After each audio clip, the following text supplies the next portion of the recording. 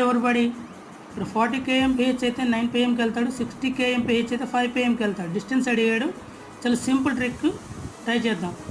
ఇది 40, ఇది 60 kmph. దీనికి 9 గంటలకి వెళ్తున్నాడు, ఇది 5 గంటలకి వెళ్తున్నాడు. అంటే ఇది x గంటలు పడితే ఇది x+4 అవర్స్ పడుతుంది.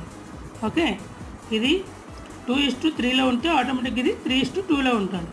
ఓకే, x+4/x = 3/2 అంటే 2x + 8 = 3x. x = 8. So 4x = 8 కాబట్టి 8 480 కిలోమీటర్ల distance. This is the right answer. ఎందుకంటే గంటకు 60 కిలోమీటర్లు చెప్పిన 8 గంటలకు 8 48. సో ఇక్కడ లెక్కేసుకున్నా కూడా మనకి x+4 కదా, అంటే 8 4 12 12 40 480 ఏదైనా అదే ఆన్సర్ వస్తుంది. Okay, thank you, all the best.